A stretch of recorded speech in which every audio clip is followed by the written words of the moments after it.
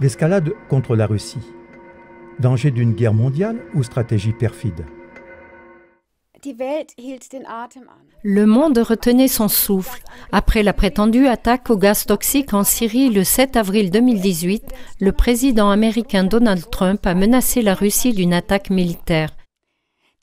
D'autre part, d'après les indications d'Alexandre Sazipkin, l'ambassadeur russe au Liban, la Russie a averti: s'il y a une attaque américaine, on lancera des fusées sur les objets d'où sera partie cette attaque.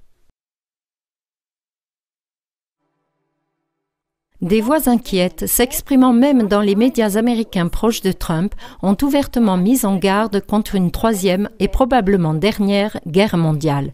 Les experts militaires ont déclaré qu'une confrontation militaire entre les États-Unis et la Russie se terminerait par l'utilisation de l'arme nucléaire.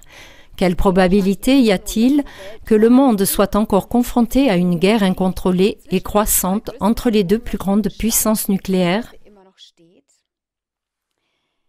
Nous vous rappelons notre documentaire « Comment fonctionnent les guerres modernes ». Ce film explique comment l'attaquant parvient à impliquer ses plus grands rivaux dans des guerres et à se présenter ensuite comme le sauveteur.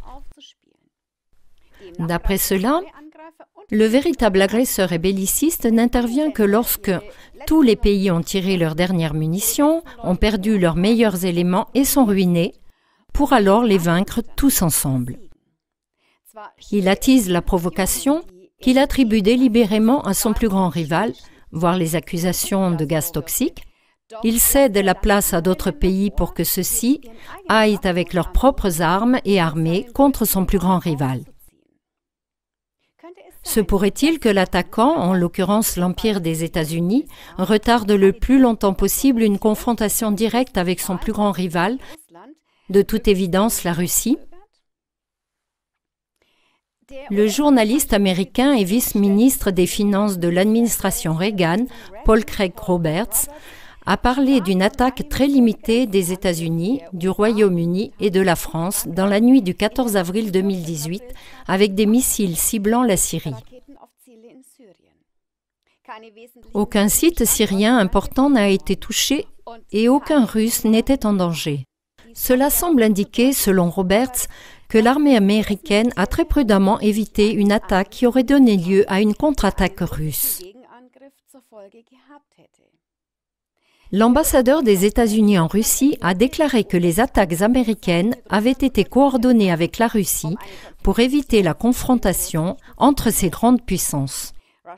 Russia Insider, un portail d'information basé aux États-Unis, a conclu que cet exercice était destiné à permettre à Trump de sauver la face. Comme Roberts l'a découvert, l'état-major général américain ne voulait pas risquer un conflit avec la Russie pour la raison suivante. Non pas que l'état-major général était moralement supérieur, ou qu'il se soucierait des morts et des blessés, ou même qu'il ne voulait pas déclencher une guerre basée sur le mensonge. Non. Le refus de l'état-major général était fondé sur le fait que les navires de guerre américains n'étaient pas suffisamment protégés contre les nouveaux systèmes d'armes russes. Une attaque réciproque de la Russie aurait pu couler la flotte américaine, ce qui aurait été pour les États-Unis une défaite humiliante, qui aurait discrédité les performances militaires américaines. Roberts a également averti que ce serait une erreur de supposer que le conflit a été résolu. Une guerre est encore possible. La prochaine crise organisée par Washington se déroulera dans des conditions qui ne seront plus aussi favorables à la Russie.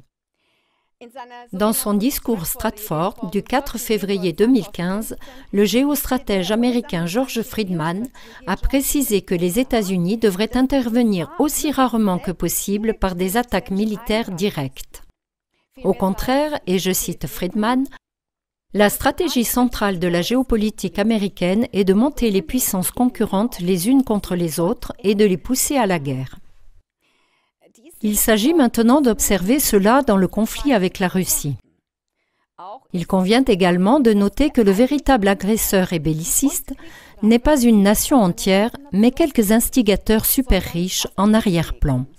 Ces quelques bellicistes n'ont donc qu'une seule chance, c'est Si d'une part, ils tirent une partie de l'humanité de leur côté par la manipulation, la corruption, le chantage, etc., et que d'autre part, ils arrivent à monter les gens les uns contre les autres, nation contre nation, religion contre religion, gauche contre droite, etc. Mais ces quelques criminels, les plus grands criminels de l'histoire de l'humanité, n'auraient aucune chance si le reste de l'humanité se serrait les coudes et ne se laissait pas manipuler.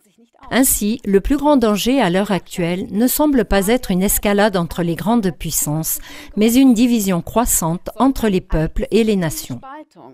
Unter Menschen und Nationen.